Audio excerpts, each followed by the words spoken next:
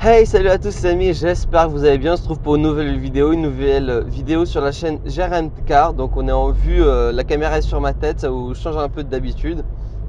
Donc on va parler aujourd'hui de comment financer son permis. Et oui, peut-être certains d'entre vous n'ont pas l'argent pour passer le permis et en ont peut-être besoin. Cette vidéo a pour but de vous donner quelques solutions qui permettraient de passer le permis à moindre coût ou même gratuitement. Donc déjà cette vidéo c'est plutôt pour les personnes qui sont au chômage, d'accord? Parce que genre quelqu'un qui travaille peut se permettre de payer son permis. Donc là c'est une offre, une possibilité qui a été offerte aux personnes justement n'ayant pas de travail et étant en difficulté financière tout simplement.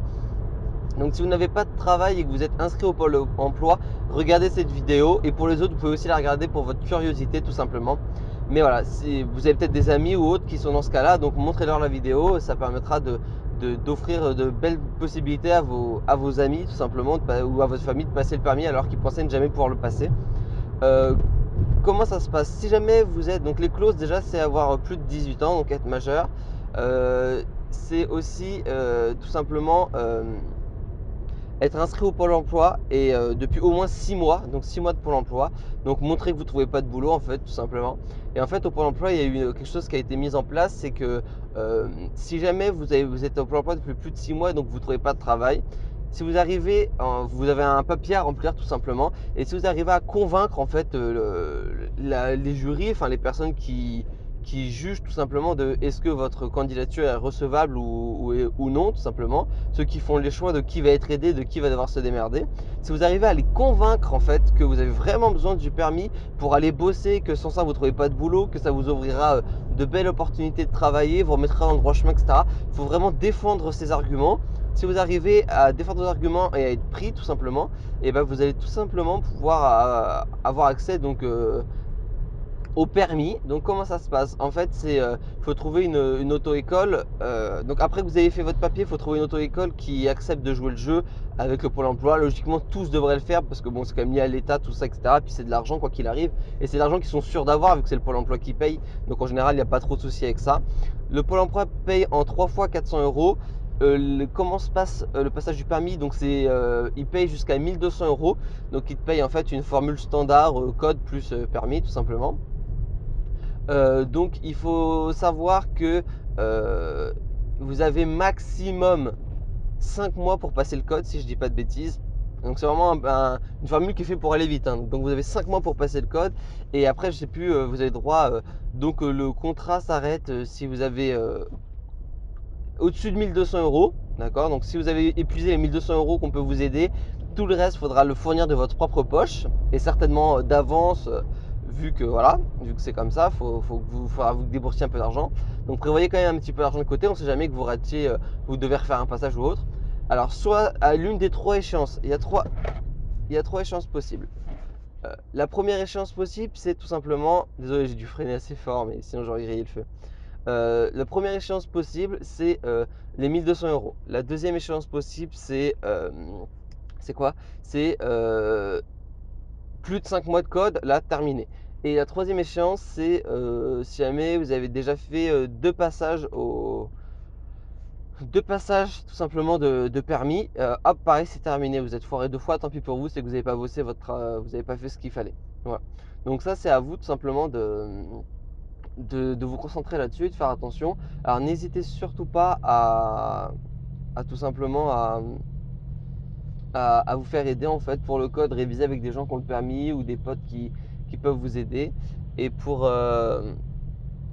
les heures de conduite, n'hésitez pas à trouver quelqu'un qui a une petite voiture.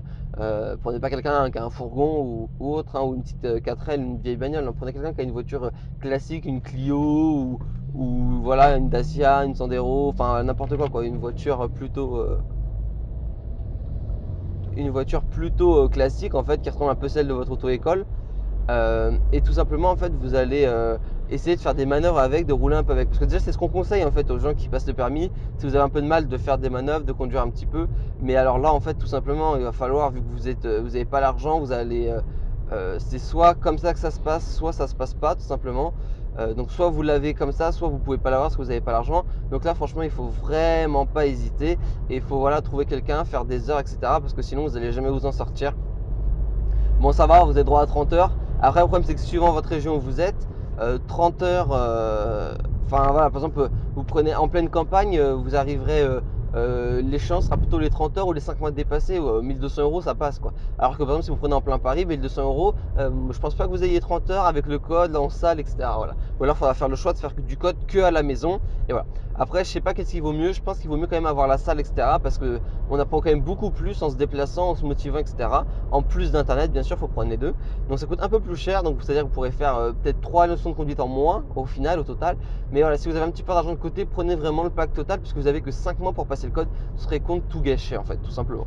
Donc voilà, je vous ai tout dit. Pour rappel, il faut être inscrit donc au Pôle emploi. C'est le formulaire 303, il me semble bien qu'il faut remplir. De toute façon, vous demandez, ils connaissent tout à fait ça. Il faut montrer et démontrer que vous en avez besoin pour vous aider à trouver un travail, que voilà, etc., que vous galérez depuis un moment, que ça pourrait vous ouvrir des portes. Que ce soit pour aller à votre travail ou soit pour travailler. Par exemple, si vous passez le permis voiture, vous pouvez par exemple dire voilà, je suis en train de chercher un permis en tant que livreur.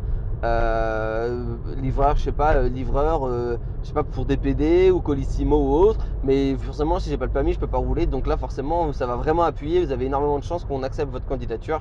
Donc ça peut être à peser aussi dans la balance, à dire que vous êtes prêt à accepter n'importe quel boulot et que ça vous offrira forcément des boulots supplémentaires. Vous aurez le droit de faire tous les boulots où il nécessite une voiture parce qu'ils sont loin et parce que tout simplement, il faut conduire une voiture tout au long de la journée.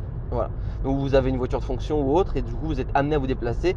Sans le permis, vous ne serez pas pris dans ce genre de métier tout simplement. Après, je sais plus ce que je voulais te dire. Il me semble qu'il y avait un autre truc qui était important. Mais voilà, sinon globalement j'ai dit tout ce qu'il fallait dire. Ah oui, par contre, si jamais vous avez déjà, c'est bien pour passer un premier permis, attention. Si jamais vous avez déjà le permis, qu'on vous a annulé le permis, que vous l'avez perdu, ils ne vous financeront pas pour le retrouver, pour le reprendre. Donc ça c'est une seule fois et c'est que si vous n'avez jamais eu le permis, d'accord. Après il faut regarder, peut-être certains avaient déjà commencé le code ou abandonné tout ça, je pense que ça passe. Par contre je pense que si quelqu'un qui avait déjà le permis, qui l'a perdu, qui veut le repasser comme ça, je pense pas que il me semble que c'est pas possible, que ça fait partie des clauses interdites tout simplement. Je vous laisse ici, je vous dis à la prochaine, j'espère que cette vidéo vous aura plu, qu'elle aura servi à certains et que ça permettra à certaines personnes d'avoir le permis, de trouver un boulot, de diminuer le taux de chômage, ça y participera petit à petit. Je vous dis à la prochaine, allez, ciao, bye bye.